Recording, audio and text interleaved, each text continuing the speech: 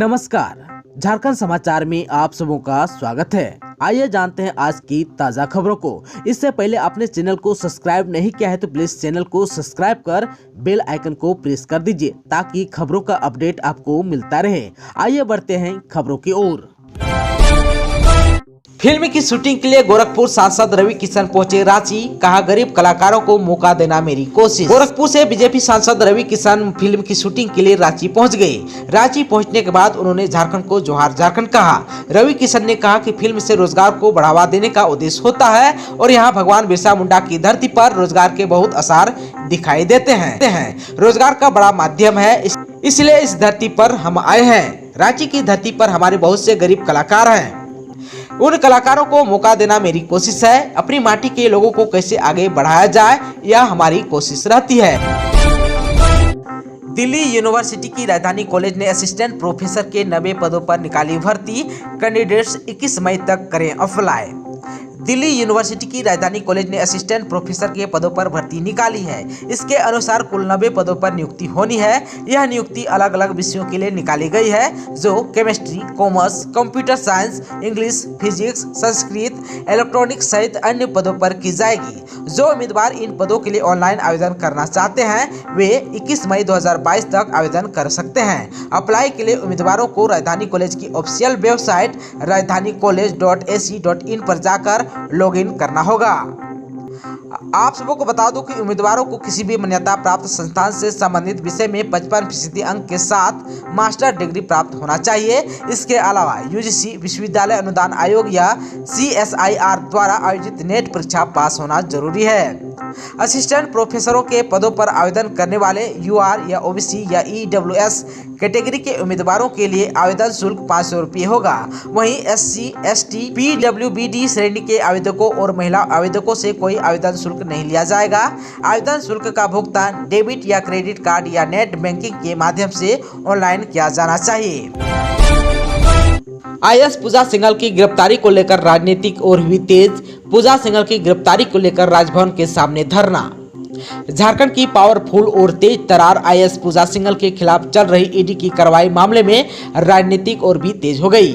अब पूजा सिंघल को गिरफ्तार करने मांग उठने लगी है। रांची में राजभवन के सामने इसे लेकर सोमवार को धरना भी दिया गया। झारखंड यूथ एसोसिएशन के बैनर तले युवाओं ने एक दिन का धरना दिया। एसोसिएशन के कार्यकर्ता राज्य की खनन सचिव पूजा सिंघल की गिरफ्तारी के लिए दबाव बनाने की रणनीति के तहत धरना पर बैठे। धरना पर बैठे युवा कार्यकर्ताओं ने राज्यपाल से यह भी मांग किया कि झारखंड में सभी नेता, मंत्री और अधिकारियों की संपत्ति की जांच की जाए। यह जांच CBI से कराने की मांग की है। उधर ईडी ने पूजा सिंघल से पूछताछ करने का फैसला किया है। ईडी की ओर से इस IAS की नोटिस भी जारी किया गया है। सूत्रों से जानकारी मिली है कि IAS को नोटिस थमा दिया गया है। उनसे मंगलवार को यानी कि आज पूछताछ की जाएगी। ईडी पूजा सिंघल से जवाब तलब करेगी, जिसका सामना उन्हें करना पड़ेगा। माना जा रहा है कि CS सुमन कुमार सिंह और पति अभिषेक झा से पूछताछ में कुछ अहम बात की जानकारी ईडी को मिली है। उसी संदर्भ में पूजा सिंघल से पूछताछ की जाएगी। इन सब गतिविधियों से राज्य की खनन सचिव IAS पूजा सिंघल की मुश्किलें बढ़ती जा रही है। इंडिया पोस्ट ने झारखंड सर्किल के लिए बम्पर पदों पर निकाली है भर्ती। 10वीं पास कर सकते हैं अप्लाई। इंडिया पोस्ट ने GDS पदों पर बम्पर भर्तियां निकाली है। इसीलिए जो कैंडिडेट्स झारखंड रीजन में भारतीय डाक सेवा में नौकरी करना चाहते हो वे इन पदों के लिए आवेदन कर सकते हैं। इन पदों की खास बात यह है कि इनके लिए 10वीं पास कैंडिडेट्स अप्लाई कर सकते हैं। इन पदों के लिए किसी भी मान्यता प्राप्त बोर्ड से गणित और मैथ विषयों के साथ 10वीं पास कैंडिडेट्स अप्लाई कर सकते हैं। इसके अलावा GDS पदों के लिए जारी नोटिस के हिसाब से भी कैंडिडेट्स में सभी योग्यता होनी चाहिए। इन पदों के लिए आयु सीमा 18 से 40 वर्ष है। इन पर आवेदन करने के लिए कैंडिडेट्स को 100 रुपये शुल्क देना होगा। आप सबको बता दूं कि इंडिया पोस्ट झारखंड क्षेत्र के GDS पदों पर आवेदन करने के लिए इस वेबसाइट पर जा सकते हैं। वेबसाइट है indiapostgdsonline.gov.in। इस लिंक पर जाकर झारखंड रीजन सिलेक्ट करें और अप्लाई करें। झारखंड के कैबिनेट की बैठक 11 मई को कई फैसले लिए जाएंगे। पहले पूजा सिंघल हो सकती है सस्पेंड। मंत्रिमंडल सचिवालय एवं निगरानी विभाग द्वारा सूचित किया गया है कि झारखंड मंत्रिमंडल की मंत्रिपरिषद की बैठक रांची में बुधवार को 11 मई के दोपहर 3 बजे से झारखंड मंत्रालय स्थित मंत्रिपरिषद कक्ष में आहूत की गई है। इसमें कई अहम फैसले लिए जा सकते हैं। कैबिनेट की इस बैठक को लेकर चर्चा तेज हो चुकी है। इस बीच ईडी की शिकंजे में आने के बाद आईएएस अधिकारी पूजा सिंघल पर राज्य सरकार बड़ी कार्रवाई कर सकती है। पड़ोसी ने नवजात को बेचा, गोड्डा से बरामद 2 गिरफ्तार। बंका शहर के मानिकचक मोहल्ले में पड़ोसी ने ही महिला के नवजात को गायब कर झारखंड के गोड्डा में बेच दिया। पुलिस ने नवजात को बरामद कर दोषी पर अपहरण का केस किया है। मानिकचक निवासी शीतल यादव की पत्नी सरिता देवी अपने 2.5 माह के बेटे के साथ शनिवार की रात घर में सोई थी। रविवार को सुबह जब सरिता की नींद खुली तो बेटे को अपने पास नहीं पाया। काफी खोजबीन के बाद नवजात को कुछ पता नहीं चला। इधर सरिता ने बताया कि उनके पड़ोसी सुबोध यादव की पत्नी बीती देवी 15 दिनों से लगातार उसके घर आना जरा कर रही थी। सभी को उस पर शक हुआ, लेकिन उसके हाव भाव से किसी को इसका अंदाजा नहीं लग रहा था। इसी बीच शीतल यादव ने अपने नवजात की गुमशुदगी की रिपोर्ट टाउन थाना में दर्ज करा दी। शीतल ने बीती पर शक जाहिर किया। पुलिस ने बीती को हिरासत में लेकर जब कड़ाई से पूछताछ की तो पता चला कि उसने नवजात को गोड्डा में किसी परिचित के पास मोटी रकम लेकर बेच दिया है। सोमवार की शाम पुलिस को पता चलते ही गोड्डा के लिए रवाना हो गई। पुलिस ने गोड्डा में नवजात को बरामद कर लिया। बीती देवी के साथ ही बच्चे को खरीदने वाले को भी पुलिस ने गिरफ्तार कर लिया है। थाना अध्यक्ष शंभू यादव ने बताया कि नवजात को बरामद कर लिया गया है। बालिका वर्ग में गोड्डा और धनबाद टीम फाइनल में। गोड्डा के राज कचहरी तालाब परिसर स्थित वॉलीबॉल मैदान में खेले जा रहे 7वीं झारखंड मिनी वॉलीबॉल प्रतियोगिता के प्रथम सेमीफाइनल में गत विजेता रांची ने बोकारो को सीधे सेटों में 25-15, 25-19, 25-13 अंकों से पराजित कर फाइनल में अपना स्थान पक्का कर लिया। दूसरे सेमीफाइनल में धनबाद ने गत उप विजेता रामगढ़ को सीधे सेटों में 25-19, 25-21, 25-18 अंकों से पराजित कर फाइनल में जगह बनाई। महिला वर्ग के प्रथम सेमीफाइनल में गोड्डा ने पूर्वी सिंहभूम को सीधे सेटों में 25-5, 25-9 एवं 25-11 अंकों से पराजित कर फाइनल में जगह बनाई। वहीं बालिका वर्ग के दूसरे सेमीफाइनल धनबाद ने कड़े मुकाबले में रांची को 5 सेटों के कड़े संघर्ष में 25-19, 15-25, 25-21, 19-25 एवं 15-6 अंकों से पराजित किया।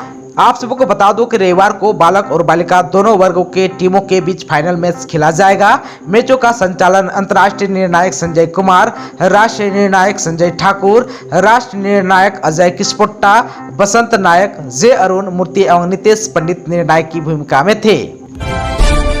11 मई को नेतरहाट फील्ड फायरिंग रेंज के विरोध में बनेगा मानव श्रृंखला। 245 गाँव के ग्रामीण करेंगे शिरकत। नेतरहाट फील्ड फायरिंग रेंज की अधिसूचना रद्द करने की मांग को लेकर 11 मई 2022 को ग्रामीण मानव श्रृंखला बनाकर विरोध जताएंगे। इस मानव श्रृंखला का आयोजन केंद्रीय जनसंघर्ष समिति लातेहार और गुमला की ओर से किया जा रहा है। आप सबको बता दें कि इससे पहले फायरिंग रेंज का विरोध जताते हुए लोगों ने रांची की पदयात्रा की थी। समिति के सचिव जेरोम जेराल्ड कुजूर ने बताया कि नेतरहाट फील्ड फायरिंग रेंज से संबंधित अधिसूचना जो 1999 को जारी की गई थी, जिसकी अवधि 11 मई 2022 को समाप्त हो रही है। उन्होंने कहा कि अधिसूचना रद्द नहीं किए जाने पर यह आंदोलन जारी रहेगा। झारखंड के पलामू में हत्या के प्रयास मामले में एक आरोपी को 10 साल की सजा, 50,000 का जुर्माना भी लगा। पलामू के जिला एवं सत्र न्यायाधीश संतोष कुमार की कोर्ट ने हत्या के प्रयास के मामले में आरोपी गोपाल महतो को 10 साल की सजा सुनाई, साथ ही 50,000 रुपए का जुर्माना भी लगाया। जुर्माना नहीं देने की स्थिति पर आरोपी को 1 साल अतिरिक्त की सजा भुगतनी होगी। आप सबको बता दूं कि यह मामला 1 जून 2009 की है। आप सबको बता दूं कि जमीन विवाद को लेकर पलामू के बनाही गांव निवासी अलखदेव महतो ने छतरपुर थाना में 1 जून 2009 को प्राथमिकी दर्ज कराया था। दर्ज प्राथमिकी में अलखदेव ने बताया कि जमीन विवाद में फैसला उनके पक्ष में मिला था। इसी बात को लेकर आरोपी गोपाल महतो उसे जान से मारने की धमकी दिया करता था। 25 मई 2009 को आरोपी गोपाल महतो 8 अन्य लोगों के साथ मिलकर अलखदेव पर हमला कर दिया। इस दौरान आरोपी ने अलखदेव को जान मारने की नियत से उसके गर्दन पर धारदार हथियार से हमला किया था। पीड़ित अलखदेव ने बताया कि गर्दन बचाने के दौरान उसके हाथ की अंगुली कट गई थी। दिव्यांग बच्चे को फ्लाइट में जाने से रोका तो उड्डयन मंत्री ने ट्विटर पर इंडिगो को दी चेतावनी। दिव्यांग बच्चे को इंडिगो एयरलाइंस में जाने से रोकने के मामले में उड्डयन मंत्री ज्योतिरादित्य सिंधिया ने कड़ी कार्रवाई की चेतावनी दी। सोमवार को रांची हवाई अड्डे पर इंडिगो एयरलाइंस की एक उड़ान में परिवार के साथ आए निःशक्त बच्चे को विमान में सवार होने से रोक दिया। इसके बाद यात्री ने मामले को सोशल मीडिया पर साझा कर दिया, जिससे बड़े पैमाने पर लोगों में आक्रोश व्याप्त हो गया। उड्डयन मंत्री ज्योतिरादित्य सिंधिया ने ट्विटर पर लिखा कि इस तरह के व्यवहार के प्रति जीरो टॉलरेंस है। किसी भी इंसान को ऐसा नहीं करना चाहिए। मामले की खुद जांच कर रहा हूं, जिसके बाद उचित कार्रवाई की जाएगी। चक्रवाती तूफान आसानी का कितना रहेगा असर, किन इलाकों में जताए जा रहे हैं बारिश की आशंका, आइए विस्तार से जान लेते हैं। चक्रवाती तूफान आसानी का झारखंड में आंशिक असर होगा। तूफान देश में किसी भी तटवर्ती इलाके से नहीं टकरा रहा है, इस कारण इसका व्यापक असर नहीं होने की संभावना है।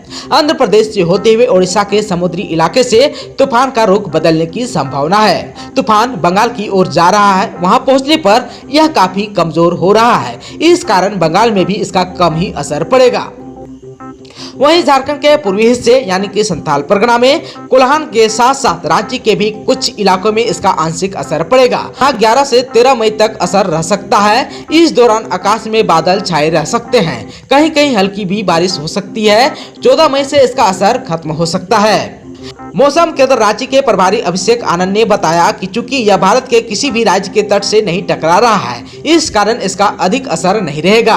आकाश में बादल छाए रहने की संभावना है, वहीं तापमान में भी गिरावट हो सकती है। आप सबको बता दूं कि अभी झारखंड के कई जिलों का अधिकतम तापमान 40 डिग्री सेल्सियस से नीचे चल रहा है। मौसम केंद्र ने 11 मई को राज्य के दक्षिण, पूर्वी, मध्य तथा उत्तर पूर्वी भागों में कहीं कहीं गर्जन के साथ वज्रपात की चेतावनी जारी की है। इस दौरान हवा की गति 30 से 40 किलोमीटर प्रति घंटे हो सकती है। सभी जिलों का अधिकतम तापमान 35 से 37 डिग्री सेल्सियस के बीच हो सकता है। गुमला के डुमरी में 7 वर्षीय बच्ची से दुष्कर्म, पीड़िता के पिता ने दर्ज कराया मामला, पुलिस ने आरोपी को भेजा जेल। गुमला जिले के डुमरी थाना क्षेत्र में 7 वर्षीय नाबालिग से दुष्कर्म का मामला सामने आया है। आरोप 30 वर्षीय व्यक्ति पर लगा है। पीड़िता के पिता की ओर से मामले में एफआईआर दर्ज कराई गई है। इसके आधार पर कार्रवाई करते हुए पुलिस ने आरोपी को गिरफ्तार कर जेल भेज दिया है। आरोपी की पहचान विकास टोपो, पिता स्वर्गीय लॉरेंस टोपो, ग्राम केडेंग, तेतर टोली, थाना चैनपुर के रूप में की गई है। पीड़िता के पिता की ओर से बताया गया कि 7 अप्रैल की शाम 4 बजे वह अपने एक और साथी के साथ नए घर से पुराने घर जा रहे थे। इसी दौरान दोनों महुआ डिपा बगीचा के पास आराम करने के लिए रुके थे। इस बीच उन्होंने देखा कि बगीचे में आम के पेड़ के पास एक व्यक्ति गलत हरकत कर रहा था। मौके पर पहुंचकर देखा तो आरोपी जबरन बेटी के साथ ही दुष्कर्म कर रहा था। आरोपी जो है मजदूरी का काम करता है। लड़की के पिता के नजदीक पहुँचने पर आरोपी मौके से फरार हो गया। इस मामले में एसआई देवदत्त कुमार ने बताया कि लड़की नाबालिग है। आरोपी पर पोक्सो एक्ट लगाया गया है। आरोपी को गिरफ्तार कर सोमवार को कोरोना टेस्ट के बाद गुमला जेल भेज दिया गया। गुमला में हत्या के दोषी को उम्र कैद, आपसी विवाद में भतीजा ने किया था चाची का कत्ल, लगाया गया 25,000 का जुर्माना। गुमला में हत्या के आरोपी को उम्र कैद की सजा सुनाई गई। एडीजे 4 अंजनी अनुज की अदालत ने सोमवार को सिसई प्रखंड के पुसो थाना क्षेत्र स्थित लरंगो बेरी टोली गांव निवासी रोपा उराव को आजीवन कारावास की सजा सुनाई है। उस पर 25,000 रुपये का जुर्माना भी लगाया गया।